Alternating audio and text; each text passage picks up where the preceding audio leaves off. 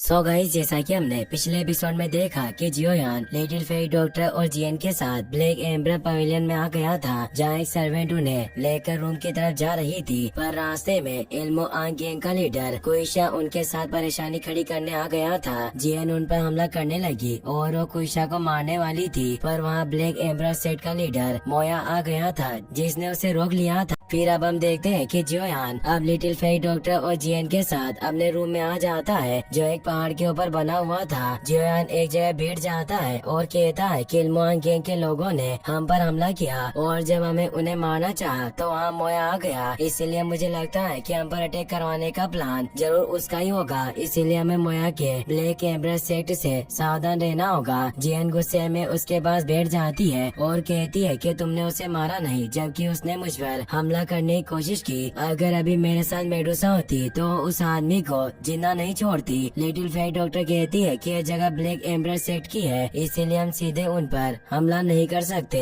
वरना इससे हमारी प्रॉब्लम बढ़ेगी। मोया एक दुष्ट इंसान था, पर वो 3 दिन से ज्यादा जिंदा नहीं रह पाएगा, क्योंकि मैंने उसे जहर दे दिया था। इससे वो दोनों चौंक जाते हैं और सोचते हैं कि वास्तव में लिटिल फेरी डॉक्टर ने बहुत ही चालाकी से काम किया। लिटिल फेरी डॉक्टर जियोयान से कहती है कि मैं पिल बनाने में तुम्हारे जितनी अच्छी नहीं हूँ, पर मेरी जहरीली टेक्निक्स तुम्हारी टेक्निक से बहुत स्ट्रॉन्ग है और मैंने मोया पर इस फूल से जहर छोड़ा था और ये वो फूल है जो आत्मा को भी निगल सकता है, यानी मरने के बाद उसकी सोल भी नहीं बचेगी। इस फूल से निकलने वाली खुशबू लोगों को कोमा में पहुंचा सकती है। जियोयान और जियन इससे हैरान होते हैं। जियन अपनी नाक को बंद कर लेती है। जियोयान कहता है कि वास्तव में इस फूल का जहर एक्स्ट्रा ऑर्डिनरी है, पर दिखने में ये फूल बहुत नॉर्मल लगता है। इसे देखकर कोई नहीं कह सकता कि यह फूल इतना जहरीला होगा। जियन कहती है कि तुमने भी उस फ्रेग्रेंस को सूंघा था, इसीलिए तुम पर भी इसका असर हो सकता है, लेकिन मैंने पहले ही इसका एंटीडोट बना कर रखा है। और उन दोनों को एक एक पिल दे देती है और बताती है कि इसे खाने के बाद तुम पर इस फूल के जहर का कोई असर नहीं होगा। वो दोनों उस पिल को खा लेते हैं। जियन कहती है कि ये पिल वाकई टेस्टी है। जियोयान लिटिल फेरी डॉक्टर से कहता है कि मोया सोचता है कि तुम एक कमजोर और अच्छी लड़की हो और वो जरूर तुम्हें हासिल करना चाहता था। लिटिल फेरी डॉक्टर कहती है कि अगर उसने मेरी तरफ आँख उठाकर भी देखा तो मैं उसे लंगड़ा कर दूंगी, फिर वो किसी भी लड़की की तरफ आँख उठाकर देख नहीं पाएगा। जियन अभी भी गुस्सा थी तो जियोयान कहता है कि वो जल्दी मरने वाला है, तुम्हें इस बात को अब भूल जाना चाहिए, पर वो गुस्से में अपना मुंह फेर लेती है। जियोयान उसे बताता है कि मोया की ताकत केवल 6 स्टार फाइट किंग पर है, पर उसकी कॉम्बैट स्किल में किसी भी व्यक्ति के पावर को छीनने की हल्की सी क्षमता है। इसीलिए उसने तुम्हारे अटैक को कमजोर कर दिया था, जिस वजह से तुम उस वक्त अपनी पूरी पावर का उपयोग करने में असफल रही। तुम उस वक्त बहुत लापरवाह भी थी, पर अगर अगली बार तुम्हारा उससे सामना हो तो तुम्हें अपनी पूरी पावर से उस पर अटैक करना होगा। मुझे विश्वास है कि वो लड़का तुम्हारी ज्यादा पावर को सहन नहीं कर पाएगा। जियन कहती है कि उस लड़के ने मुझे मारने की कोशिश की, इसीलिए मैं इस बात को कभी भूल नहीं सकती। मैं जल्दी उसे अच्छा सबक सिखाऊंगी, इसीलिए तुम भी मुझे मत रोकना। जियोयान कहता है कि तुम इतना गुस्सा क्यों हो रही हो, तुम्हें उस पर दोबारा हमला करने का मौका जरूर मिलेगा। लिटिल फेरी डॉक्टर कहती है कि अभी हमें सावधान रहना होगा, क्योंकि मैंने यहाँ और भी फाइट एस्टर के ओरा को फेल किया है। हो सकता है कि वो भी इस बॉडी लिक्विड को हासिल करने आए होंगे। जियोयान कहता है कि बॉडी लिक्विड बहुत ही रेयर मटेरियल है, इसीलिए हमें फ्यूचर में और ज्यादा सावधान रहना होगा। अगर हेवांग सिटी में आए हुए स्ट्रॉन्ग मास्टर हमारे दुश्मन बन गए तो इससे हमें बॉडी लिक्विड को हासिल करने में प्रॉब्लम हो सकती है। रात बहुत हो चुकी है, इसीलिए अब हमें आराम कर लेना चाहिए। कल मुझे पिल को रिफाइन करना शुरू करना होगा और उस वक्त तुम्हें मुझे प्रोटेक्ट करना होगा। वहीं फिर हम मोयान वैली के लीडर फेंग यान को देखते हैं, जो अपने कुछ साथियों के साथ भूरे रंग वाले बंदे के पास जाता है, जो जियोयान को बहुत ही अजीब लगा था और उसे उसमें से फेमिलियर फीलिंग आ रही थी, क्योंकि वो और कोई नहीं बल्कि आनफेंग था, जिसे आओचे ने 2 साल पहले मार दिया था। पर होलो सोल का एनोय उसे अपने साथ ले गया था। हानफेंग के सोलो फोर्स के साथ अच्छे रिलेशनशिप थे, क्योंकि उसने अपने मास्टर याओलाओ को मारने में होलो सोल्स की मदद की थी, इसीलिए होलो सोल्स ने उसे फिर से जिंदा कर दिया होगा।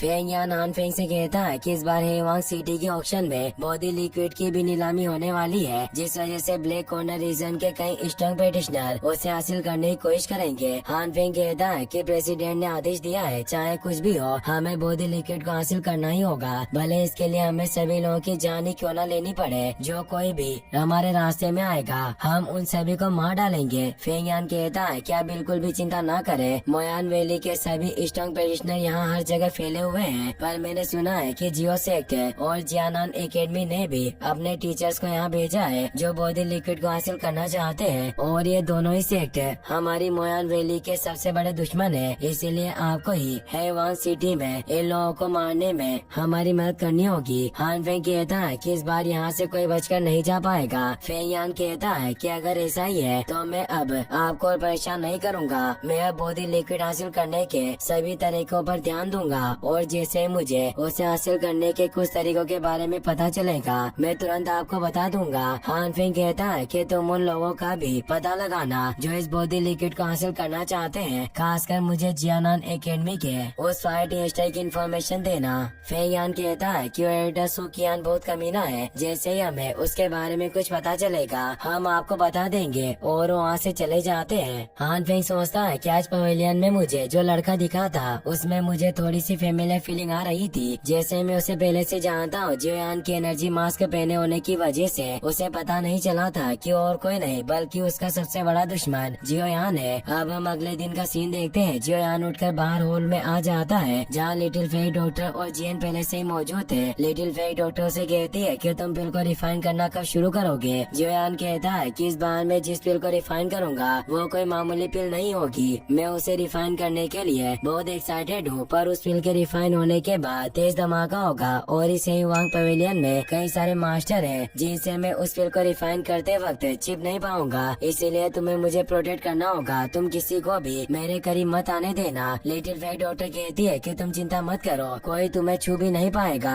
जियन कहती है कि मैं भी तुम्हें प्रोटेक्ट करूंगी। तभी कोई डोर को नॉक करता है। जियोयान उन्हें मास्क पहने हो कहता है और खुद भी मास्क पहन लेता है। जियन भी अपना मास्क पहन लेती है। जियोयान जब दरवाजा खोलता है तो बाहर मोया होता है। वो जियोयान को कहता है कि कल जो भी तुम्हारे साथ हुआ उसके लिए मुझे माफ कर देना, और मैं क्षमा याचना के तौर पर तुम तीनों को इस सिटी की सैर करवाने की योजना बना रहा हूँ। वो लिटिल फेई डॉक्टर की तरफ देखते हुए कहता है कि अगर तुम्हें किसी चीज की भी जरूरत हो तो तुम मुझे बचा सकते हो। तभी जियन गुस्से में उस पर अटैक करने आती है। वो अपनी पावर से जियन की पावर को एक्सो करके उसे रोकने की कोशिश करता है, पर जियन इस बार और तेजी से उस पर अटैक करती है, जिससे मोया की सीक्रेट टेक्निक भी उसके हमले को नहीं रोक पाती और वो टकराते हुए दूर चला जाता है। जियन तेजी से वापस से उस पर एक जोरदार हमला करती है, जिससे वो बहुत दूर चला जाता है। वो अपने डूक्यूविस को एक्टिवेट करके खुद को बचा लेता है, पर वो काफी इंजर्ड हो चुका था। जियोयान जियन को वापस अंदर जाने को कहता है। जियन उसे मारकर काफी खुश थी और वो अंदर चली जाती है। जियोयान मोया से कहता है कि सिर्फ एक छोटी बच्ची है, इसीलिए इसकी शरारत के लिए इसे माफ कर देना। तुम तो जानते हो कि बच्चे कितने शरारती होते हैं, इस बात को दिल पर मत लेना। हम तुम्हारे साथ नहीं चल सकते क्योंकि हमारे पास करने के लिए अभी कुछ और काम है। अगर अगली बार मौका मिलेगा तो हम तुम्हारे साथ जरूर चलेंगे। ये कहकर जियोयान वापस से अंदर चला जाता है। मोया को उस पर काफी गुस्सा आता है। वो कहता है कि आज की नाराजगी को मैं कभी नहीं भूल सकता।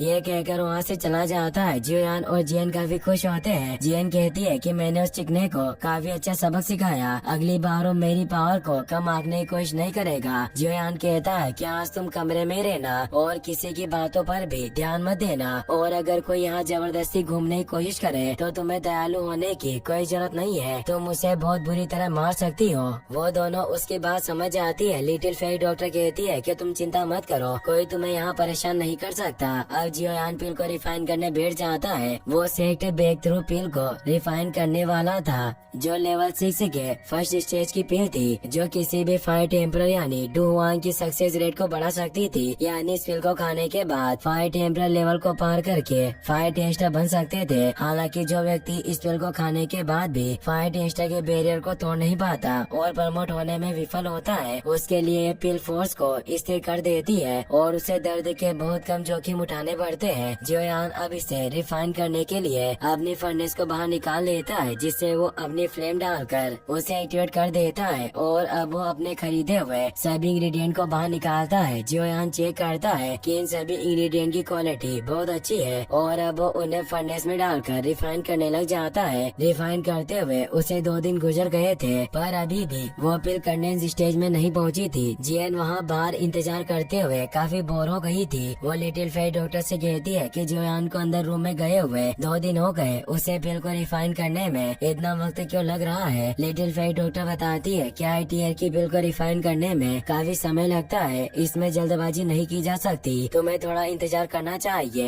यही रिफाइनमेंट जल्दी पूरा हो जाएगा। जियन कहती है कि तुम हर बार यही जवाब देती हो और वो वापस से सो जाती है। तभी वो जगह हिलने लगती है और इन्वायरमेंट में मौजूद एनर्जी उस रूम में जाने लगती है, क्योंकि वो फिर अब कंडेंस स्टेज में पहुंच गई थी, जिससे आसमान में तेज एनर्जी निकलती है, जिसे बाजार में जाता हुआ मोया भी देख लेता है। हान फेंग और फेंग यान भी उसे देख लेते हैं और वो तेजी से उस तरफ जाते हैं। वहीं बाजार में लोग बातें करते हैं कि वहाँ ऊपर बहुत बड़ा मूवमेंट हो रहा है, क्या कोई टीयर 7 की पिल को रिफाइन कर रहा है। दूसरा आदमी कहता है कि ऐसा नहीं हो सकता, क्योंकि टीयर 7 की पिल से उत्पन्न होने वाला फेनोमेनन इससे बहुत अधिक होता है। ये जरूर एक हाई क्वालिटी की टीयर 6 पिल होगी, जो लेवल 6 पिल में भी रेयर होती है। फेंग यान और हान फेंग भी जियोयान के घर के बाहर आ जाते हैं। तभी वहाँ एल्डर सुकियान और जियोली भी आ जाते हैं, जो भी बॉडी लिक्विड को हासिल करने के लिए हेईवांग सिटी में आए थे। एल्डर सुकियान कहते हैं कि मुझे उम्मीद नहीं थी कि इस हेईवांग सिटी में भी एक ग्रेट एल्केमिस्ट होगा, क्योंकि उन्हें पता नहीं था कि वो जियोयान है। जियोली कहता है कि इस फिनोमिनन को देखकर ऐसा लग रहा है कि लगभग टियर 7 पर पहुंच चुकी है, पर इस पिल को रिफाइन करने वाला हेईवांग सिटी का किसान नहीं हो सकता, क्योंकि उसमें इतनी काबिलियत नहीं है। फर्स्ट एल्डर कहते हैं कि मुझे भी ऐसा ही लगता है, क्या ये एल्केमिस्ट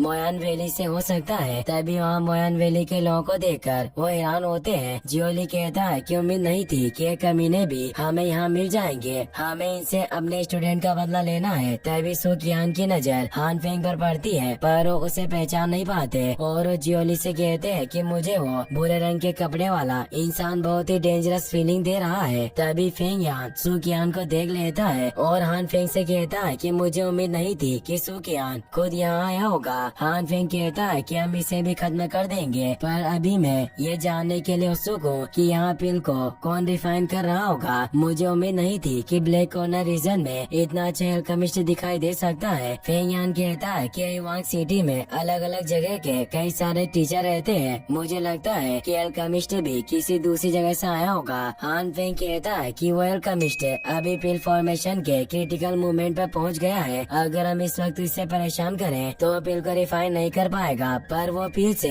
हम पर काउंटर अटैक कर सकता है। ये एल्केमिस्ट बहुत बहादुर है जो ये खुले में ही पिल को रिफाइन कर रहा है। फेंग यान कहता है कि हमें इस एल्केमिस्ट के साथ क्या करना चाहिए। इस जैसे ग्रेट एल्केमिस्ट की सोल बहुत ही ज्यादा स्ट्रॉन्ग होगी। तभी वहाँ घर से निकलकर लिटिल फेई डॉक्टर आ जाती है और वो सभी से कहती है कि मेरे कमरे से 100 मीटर दूर रहना, अगर पास आने की कोशिश की तो सब मारे जाओगे। और वो चारों ओर अपने ओरा को फैला देती है, उसका ओरा काफी डरावना था। फेंग यान कहता है कि लड़की फाइट एस्टर है, क्या ये उस एल्केमिस्ट की साथी होगी। लिटिल फेई डॉक्टर कहती है कि 30 सेकंड में यहाँ से चले जाओ, वरना तुम कुछ बोलने के लायक नहीं रहोगे। फेंग यान को उस पर गुस्सा आता है, पर हान फेंग उसे रोक लेता है और कहता है कि फाइट एस्टर के साथ दुश्मनी मोल लेना ठीक नहीं है। जियोली उसे कहता है कि मेरे जियो सेट का तुम्हें निराश करने का कोई इरादा नहीं था। लिटिल फेई डॉक्टर को पता नहीं था कि वो जियोयान का भाई है, इसीलिए उसे पूछती है कि क्या आप दोनों जियो सेट से हो। जियोली आगे आकर बताता है कि मैं जियो सेट का हेड हूँ। लिटिल फेई डॉक्टर कहती है कि अभी मेरा दोस्त पिल को रिफाइन कर रहा है, इसीलिए आप कृपया पीछे हट जाइए, आपकी वजह से उसे कोई परेशानी नहीं होनी चाहिए। तो दोनों पीछे हट जाते हैं। ये देखकर फेंग यान कहता है कि क्या जियो सेट का इस महिला के साथ कुछ रिलेशन हो सकता है। हान फेंग कहता है कि घबराने की कोई जरूरत नहीं है, क्योंकि मुझे नहीं लगता कि उनके बीच अच्छे रिलेशनशिप होंगे। फेंग यान कहता है कि मैंने इस लड़की के बारे में पहले कभी नहीं सुना और मुझे नहीं लगता कि ब्लैक कॉर्नर रीजन में कोई लड़की फाइट एस्टर होगी, हो सकता है कि ये लड़की एक अजनबी है। वहीं जियोयान लगातार पिल को रिफाइन करने में लगा हुआ था। तभी वो पिल ठोस रूप लेने लगती है, जिससे और तेजी से आसमान में रोशनी निकलती है, जिसे देखकर सभी चौंक जाते हैं। इसी के साथ ये एपिसोड यहीं पर खत्म हो जाता है। अगर आपको वीडियो पसंद आया हो तो इस वीडियो को लाइक करने के साथ साथ चैनल को सब्सक्राइब जरूर कर लेना। मिलते हैं नेक्स्ट वीडियो में।